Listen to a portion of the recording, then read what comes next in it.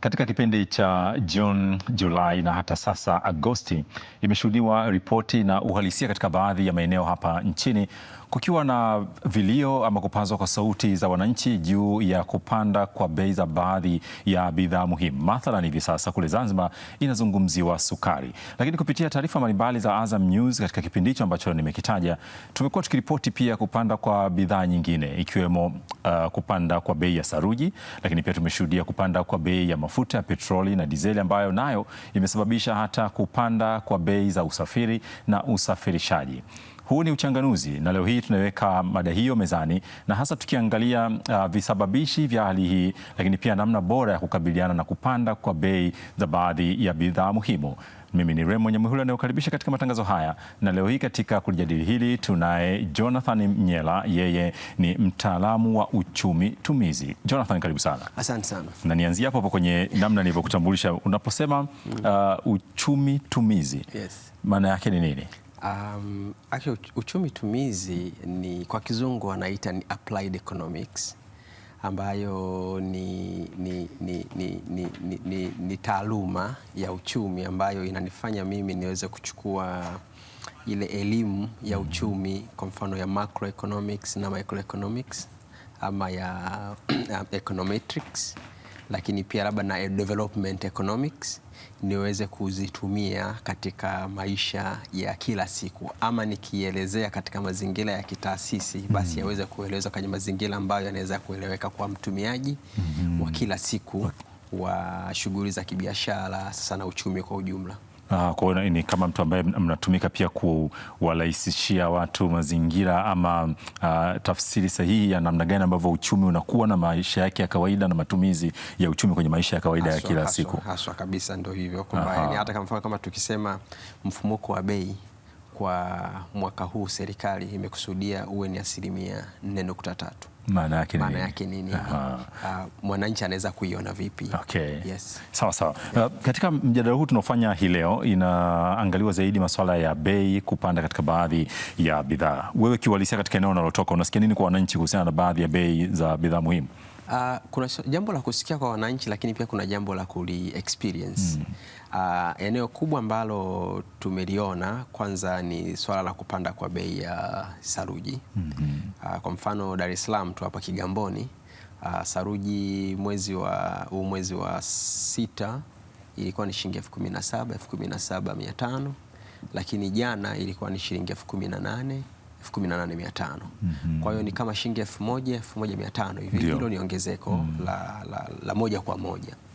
Lakini pia maeneo mengine, kwa mfano ukienda kama Katoro, kwa sababu kabla sijaja hapa nijaribu kuuliza rafiki zangu walio kwenye maeneo mbalimbali. Hali ikoje huko? Katoro simenti ilikuwa inauzwa shilingi 24,000, lakini leo simenti hiyo kwa upande wa Katoro inauzwa shilingi 26,000 mfuko mmoja.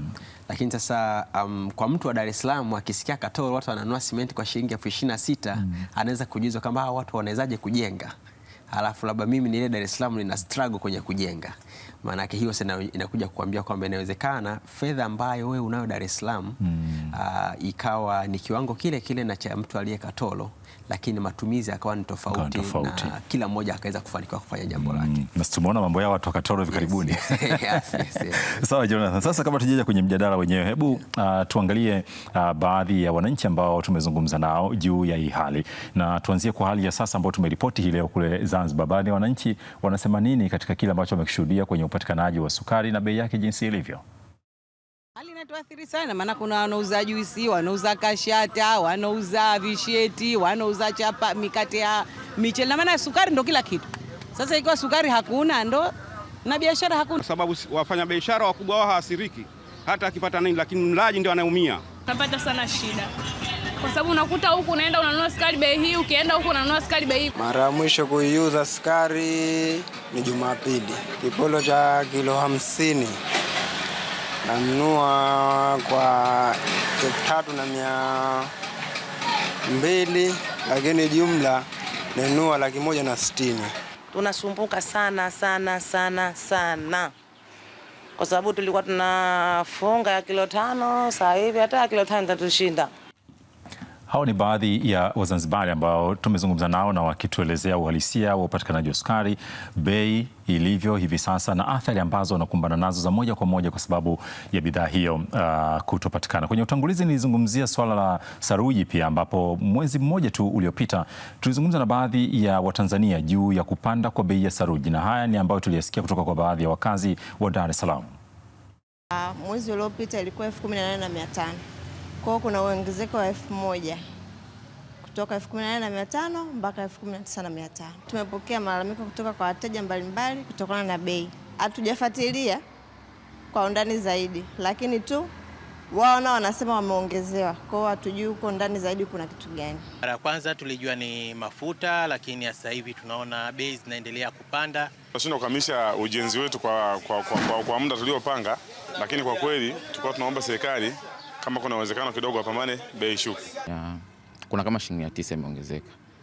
Zamani tulikuwa tunanunua, kwa sisi ambao tunanunua jumla kuanzia mifuko 100 na kuendelea, ilikuwa shilingi 17,300 mpaka 17,500 inachezea humo. Sana sana 17,300, lakini sasa hivi tunapoongea hapa simenti imefika shilingi 18,200 kwa mfuko, na hapo ni ukianzia mifuko 100 na kuendelea. Ndio. Pesa ya kununua mifuko 2 au 3, wewe unapata mifuko 1 au 2. Kwa hiyo tuomba serikali yetu watuangalie sana, kwa sababu kiwanda tunachowapa hapa kuna saruji, kuna rino, lakini tuwashangaa simiti imepanda haraka. Kwa sababu gani? Haya walizungumza nasi Azam News Julai, kwa maana mwezi uliopita, juu ya kupanda kwa bei ya saruji, na katika maeneo mbalimbali yao tuliowasikia ni kutoka katika baadhi ya mikoa hapa nchini ikiwemo Dar es Salaam, Tanga na Mtwara. Jonathan, hii ndio hali halisi, lakini kabla tujaenda kwenye hizi bei za bidhaa ambazo tumezidokeza, kuna jambo nimeliona kwamba bidhaa hizi zinaonekana zinapanda bei na wananchi wanashtuka, lakini wakati huo zipo ripoti kwamba kwenye bei za mazao ya chakula hali ni tofauti. Kulikoni? Cha kwanza kabisa, bidhaa nyingi ambazo tunazila kama mahindi, mchele, maharage tunayazalisha Tanzania, na wakati kilichosababisha bidhaa kuwa zinapanda kilikuwa kinatokea, sisi tumekuja kujikuta kwamba maeneo ambayo ni wazalishaji, wanasema zile basket, yani mikoa ambayo ndo inatupatia chakula ikawa imeanza kutoa mazao. Kwa hiyo kwa mfano ukiangalia kuanzia mwezi wa 5 mpaka huu mwezi wa 7 tarehe 24, official data za Wizara ya Viwanda na Biashara, ilikuwa kwa mfano mahindi ilikuwa ni shilingi 70,075 mkoa wa Songwe, lakini tarehe 24 ilikuwa ni shilingi 48,000, wastani na kwa kama shilingi 45 kwa gunia la kilo 100. Maana yake ni kwamba imeshuka kwa zaidi ya shilingi 25,000. Ndio. Lakini pia ukiwa kwa mfano mkoa wa Dar es Salaam, bado pia renji imebaki kwenye uhimilivu ule kwamba hakuna mshtuko wa kupanda kwa bei. Ndio maana kwamba kama tungekuwa tuna mfumuko wa bei, mfumuko wa bei ungekuja kuonekana. Tulichokuwa nacho ni shocks, yani ni ile mshtuko tu wa bei wa muda mfupi ambao japokuwa unakuwa na madhara kwa watumiaji ama kwa walaji. Mfano mdogo tu katika mchangiaji mmoja wa mwisho ambaye alikuwa amevaa kibaragashia, amesema bei ile ile ambayo ulikuwa unanunua mifuko 2 ya simenti sasa unanunua mfuko mmoja. Sasa yule uchumi tumiza ameueleza vizuri kabisa, lakini kwa lugha ya Kiswahili ameeleza purchasing power, kwamba fedha ni ile ile ya mwananchi, lakini inanunua vitu vichache ukilinganisha na ambavyo alikuwa labda akinunua miezi 2 au 3 iliyopita. Lakini sasa kwamba haya ni matokeo yanatokana na vitu vingi kuwa vimejitokeza pale. Kwa hiyo lazima tuangalie kwamba chanzo ni nini cha kupanda kwa hizi bei katika kipindi hiki ambacho tumekiangalia. Na ukiangalia kwamba unaweza kukuta sababu inawezekana ikawa inatokea kwenye upande wa uzalishaji, ambayo inasababisha gharama za uzalishaji zinaongezeka, ambayo inakuwa ni cost push. Lakini pia inawezekana labda kuna tunasema ni demand pull, kwamba mahitaji yamekuwa makubwa kuliko uzalishaji. Lakini pia nyingine kuna mdororo tu, kuna mshtuko huko duniani tunafahamu kuhusiana na vita hapa katika Ghuba ya Uajemi. Kwa sasa hivi vyote tukiviangalia kwa pamoja, lakini pia kuna masuala mabadiliko ya kisera. Tunafahamu kwamba sasa hivi tupo kwenye utekelezaji wa bajeti ama wa sheria mpya ya fedha. Sasa hivyo vyote ukija kuviunganisha, kipi hasa kimechangia kupanda kwa bei? Mfano sukari ya Zanzibar, inawezekana kwamba watu wameficha, ndio maana wamesema serikali inaendesha msako. Kama mwezi mmoja sukari ilikuwepo, ama huyu ambaye amesema mara ya mwisho kuuza sukari ilikuwa ni Jumapili iliyopita, lakini leo sukari haipo. Je, imefichwa kutokana na kumbukumbu za uingizaji wa sukari katika eneo la Zanzibar? Kile kinachotokea Zanzibar ndicho kilicho Mwanza, ndicho kilicho Arusha kwenye upande wa sukari. Kwa inawezekana ikawa ni localized, kwamba ipo kwenye maeneo fulani fulani na sio kama ni tatizo la nchi nzima. Kwa katika mazingira haya ambayo umetaja Jonathan, ndio ambayo tunaweza tukasema moja kwa moja yanatupeleka kwenye hii hali ya kupanda kwa bei katika mathalan saruji na hii sukari, ama kuna vitu vingine ambavyo vinachochea hii hali? Kuna vitu vingine vinakuwa vinachochea. Kwa mfano kwenye upande wa saruji, mwezi wa 7 wiki ya kwanza, kampuni zote za uzalishaji wa saruji zilitoa taarifa kwamba zitapandisha bei. Wengine walisema watapandisha kwa shilingi 650 kwa kila kilo. Kuna wengine wakasema watapandisha mpaka 130,000 kwa tani moja.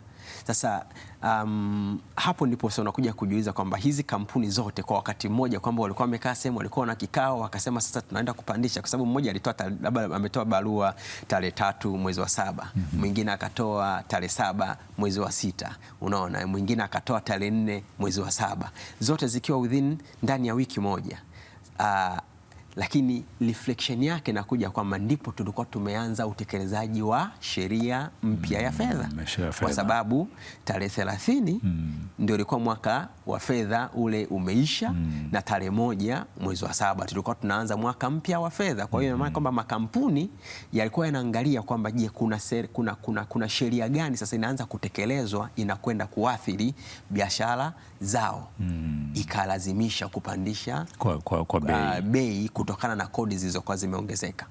Kwa sababu ni mwaka mpya wa fedha 2026 2027 kutoka 2025 2026. Kwenye taarifa ya Zanzibar, na tumekuwa tunaona hata wakati mwingine mafuta yanapokuwa kama yanatoweka hapa mjini, unasikia vituo hivyo vifungui, baada ya muda unashangaa mafuta yanapatikana na kuna misako inakuwa inafanyika hapa na pale.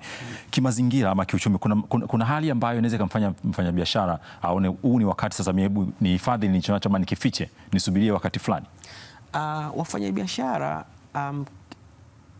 bila kuzungumza, kwa sababu hatuna ushahidi. Ndio. Lakini vimekuwa ni vitu vinavyotokea kwamba kuna wafanyabiashara wana tabia za kuficha bidhaa ili walazimishe, wanatengeneza ni artificial inflation, kwamba kupanda kwa bei ambayo haitokani na uhalisia wa soko. Kwa wanaficha bidhaa ili watengeneze upungufu wa bidhaa sokoni na kuilazimisha ile bei iende. Na hili of course linakuwa ni kidogo ni la ajabu kwamba mwezi wa 8 ndio imetokea kupanda kwa bei ya sukari. Miaka ya nyuma tulikuwa tunaona kwamba sukari inaanza kupanda wakati watu wanakwenda kwenye mfungo wa Ramadhani, kwamba wafanyabiashara pia katika kipindi kama hicho ambacho ni cha ibada wanaficha zile bidhaa ili tukupush ile price iende juu. Kwa hiyo ndio maana nikasema kwamba kuna uwezekano mkubwa kabisa kwamba tukienda kuchunguza kwa ndani kabisa, serikali ikijiingiza na kwenda kuchunguza, inawezekana hili ambalo limesema kwamba yawezekana wafanyabiashara wameficha zile sukari, kwa sababu kwenye takwimu za nchi inajulikana kwamba ni kiwango gani cha sukari kimeingizwa kwenye eneo fulani. Kwa hiyo nadhani itakuja kujulikana tu siku si nyingi. Umesema swala upatikanaji wa sukari na kipindi ambacho unakuta watu wanakuwa kwenye mifungo. Nikakumbuka pia kuna wakati mwingine viwanda vilikuwa vinashindwa ama vinapunguza uzalishaji kwa sababu labda mvua zimenyesha kubwa, zimeharibu mashamba ya miwa, kitu ambacho ni tofauti na hivi sasa. Of course, yes. Yeah. Sasa kiuhalisia mambo yanaonekana ni haya, na katika mtazamo wa kiuchumi unaona kwamba zipo hali ambazo zinaweza kawa ni viashiria vya kuelekea kwenye kupanda kwa bei. Mfano, binadamu anapokuwa anaelekea kuugua, pengine kuna dalili atazipata za kiafya kwamba hii hali yangu kuna kitu kinafuata. Katika maisha ya kawaida kuna mambo ambayo unaweza ukaona kiviashiria ukasema bidhaa hii inaenda kuadimika sasa hivi na pengine bei itapanda. Cha kwanza kabisa, unajua, unakumbuka mwezi wa 3 wa 4 bei ya mafuta ilipanda kwa zaidi ya shilingi 900, na kushuka kwake hata baada ya miezi iliyofuatia kama ilionekana imeshuka, haikuwa kwa kiwango ambacho inaendana na kupanda kwake. Kwa hiyo kama ni homa tulianza kuumwa baada ya mdororo wa uchumi ambao ulianza kujitokeza baada ya Marekani na Israeli kuanza kuishambulia nchi ya Irani, lakini pia na Irani kufunga ile Strait of Hormuz. Unaona? Sasa ile ikatengeneza upungufu wa mafuta duniani, kwa ambapo ile Strait of Hormuz inapitisha 20% ya mafuta yote. Kwa hiyo sasa madhara yake tumekuja kuyaona sisi na tuendelea kuyaishi kwenye upande mmoja, kwa sababu kama bei ya mafuta ikipanda na ilipanda, maana yake ni kwamba inaenda kuathiri upande wa uzalishaji viwandani, inakwenda kuathiri masuala ya usafirishaji. Kumbuka kwamba bidhaa ya mahindi ama bidhaa yoyote seruji ambayo Dar es Salaam inauzwa shilingi 18,000 leo, lakini Katoro inauzwa shilingi 26,000, inatakiwa isafirishwe. Inafikaje kwa mfanyabiashara ambaye atakwenda kuiuza kwa mlaji wa mwisho katika ile eneo la mwisho? Maana kwamba pale gharama za usafirishaji zinakuja kuingia. Kwa hiyo na kama ulivyozungumzia katika muktadha wa mgonjwa kwamba dalili zinaanza kuonekana, maana ni kwamba sisi thermometer yetu ya kupima ni inflation. Sasa hivi udhibiti kwamba inflation ya Tanzania ni himilivu, ipo ndani ya udhibiti wa kile kiwango ambacho kimewekwa na serikali. Kingekuwa kimeanza kuruka kwenda 5% kwenda 6%, tungeanza kushtuka kwamba sasa kuna jambo kubwa linakwenda kujitokeza. Yes. Saruji inatazamwa kwa jicho la kipekee naweza tukasema, na ni kutokana na kwamba ukiangalia sekta ya ujenzi ni kati ya sekta ambazo zinaangaliwa pia kwa upekee wake, kwa namna ambavyo zinaajiri kundi kubwa tu la watu ambao wana ajira rasmi na ambazo si rasmi. Inapotokea hali kama hii ya saruji bei yake kuwa inapanda na kuwashtua watu, mustakabali wa utekelezaji wa miradi unakuwaje na ajira za watu wengine ambao wanaiangalia sekta hii kama sekta muhimu? Labda tuangalie miradi ya aina mbili. Ndio. Kuna miradi ya watu binafsi ambayo mtu anajenga nyumba yake, anajenga shule, na tuzungumze tukanye miradi ya kawaida sasa, ujenzi wa nyumba ya kawaida. Site moja unaweza kukuta ina mafundi labda kuanzia 5 mpaka labda 10, yani site ambayo imechangamka. Na hawa watu wote maana yake wanategemea kupata posho kutokana na ule ujenzi ambao unaendelea. Kuna mama ntilie ambaye atauza chakula kwa hawa mafundi, lakini pia kuna kijana wa bodaboda ama waguta ambaye atapakiza simenti kuitoa dukani na kuileta kwenye eneo la site, lakini pia anaweza akabeba nondo kuileta eneo la site. Kwa hawa wote wanakuwa wameajiriwa na mjenzi mmoja tu ambaye anajenga nyumba labda Chanika ama anajenga Mbagala ama anajenga labda wilaya ya Maswa mkoani Simiyu. Sasa maana yake hii sekta sasa ya ujenzi ya majenzi ya watu binafsi ikiathirika, inaweza ikamfanya huyu mjenzi aidha akasitisha ama akasimamisha ujenzi wake, lakini pia inawezekana ikawa sio busara pia kusimamisha kwa wakati, sababu huna uhakika kama bei itakuja kushuka. Unajua kuna nadharia moja ya kiuchumi inasema kwamba pale bei zinapokuwa zimepanda, kwa sababu za msingi yani za kiuchumi, kuzishusha waga ni kazi sana. Sasa maana yake ni kwamba ni swala sasa la kupangilia matumizi na kitu gani unaweza kukifanya kwa wakati ule. Lakini usiokuja kwenye maujenzi makubwa kama maujenzi ya serikali, ya miradi mikubwa ya kiserikali, na kwa sababu serikali yeye ndiye mnunuzi mkubwa, tunategemea kwamba serikali haitaathirika kwa upande wake, kwa sababu ikishindwa kutekeleza ile miradi inaweza pia ikasababisha site ya ujenzi ya mikataba mikubwa hii ya serikali ikilala, hata wale makandarasi waga wanahitaji kulipwa fedha za kucheleweshewa kukamilisha mradi. Kwa maana kwa upande wa serikali inakuwa haiyo advised kwamba kusimamisha mradi kwa mazingira ambayo yanakuwa yamejitokeza. Kwa sisi tunakuwa tunashauri tu kwamba serikali iweze kumaliza miradi hiyo ili tuweze kufurahia hiyo miradi vizuri, kwa sababu miradi yenyewe inapokamilika pia na mzunguko wa fedha unajitengeneza umo. Sasa katika mazingira kama haya ambayo tumeyaona mifano hiyo ya saruji, sukari kule Zanzibar, ni hatua gani ambazo zinaweza zikachukuliwa katika mwelekeo huu ambao sasa tatizo lipo, wananchi wanaona kuna shida, wanashtuka na kuna huo mshtuko pengine wa kiuchumi na sababu zilizopo, mambo gani ambayo ni ya msingi yanaweza akachukuliwa kiuhalisia ili kuondokana na hii hali ama kudhibiti bei? Kiuhalisia, kwanza kabisa ni upande wa serikalini. ni kuendelea kufanya monitoring, kuangalia wapi yamejitokeza na njia gani zinaweza kutumika kudhibiti. Kwa mfano sisi tuna FCC, ile Fair Competition Commission, Commission ya ushindani. Tume ya ushindani. Tume ya ushindani wao, na hapa ndipo jukumu lao sasa la kuchunguza. Kwa mfano ile ilipotokea tarehe wiki ya kwanza ya mwezi wa 7, sisi tumesema kwa mtazamo wa kwetu sisi ni kwa sababu mwaka mpya wa fedha ulikuwa unaanza. Kampuni zote za uzalishaji wa simenti zilipokuwa zimetoa kwamba sasa bei zinakwenda kupanda, na kwamba ule upandaji wa bei ni kweli ulikuwa unatokana na ushindani halisi wa soko ama ulikuwa unatokana na jambo jingine.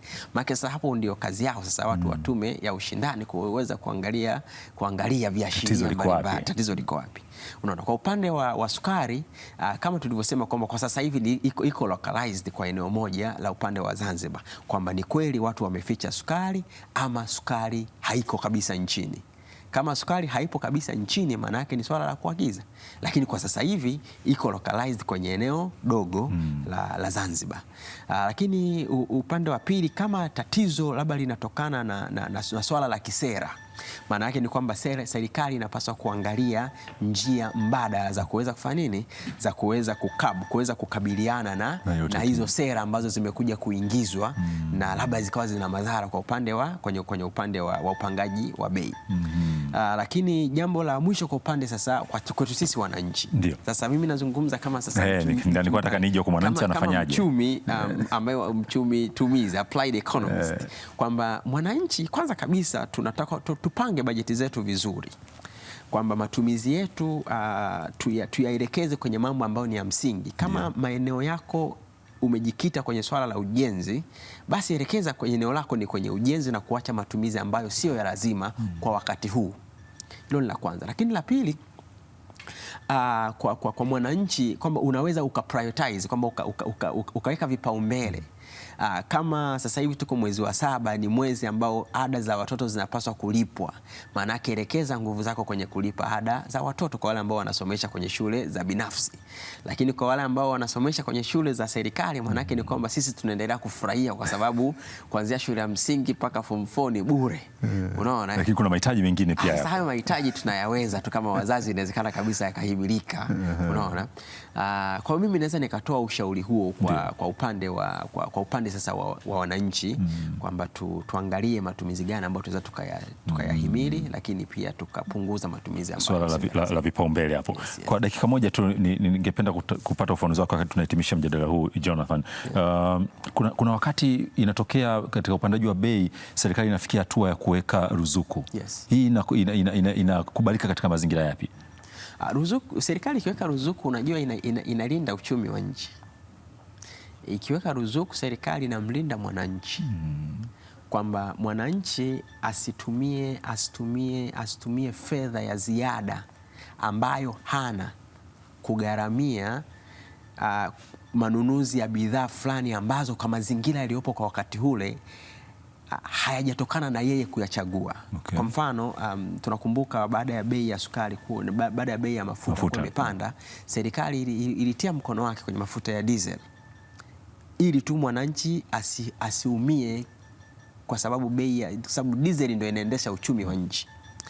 Lakini pia serikali inapokuwa imetoa ruzuku, maana yake ni kwamba imetoa fedha kutoka sehemu nyingine ili iweze kugharamia gharama ambayo wewe ungeitumia. Ndio kama yule mwananchi ambaye tumemtolea mfano alielezea kwamba bei ya kununua saruji ambayo ilikuwa ni shilingi 18,000, zamani ilikuwa ni shilingi 17,000, sasa analazimika kununua kwa shilingi 18,500 kwa mtu aliye Dar es Salaam. Maana yake ni kwamba serikali kama ingekuwa inataka kutia mkono wake pale, maana ingetia mkono kwa kuweka shilingi 1,000 ili mwananchi asiweze kununua. Lakini maana kwa sababu huo mfumuko wa bei haujatokana na shinikizo lililo nje ya uwezo wa mwananchi, ndio unaona kwamba serikali haiingizi mkono kwenye ruzuku kwenye hilo eneo la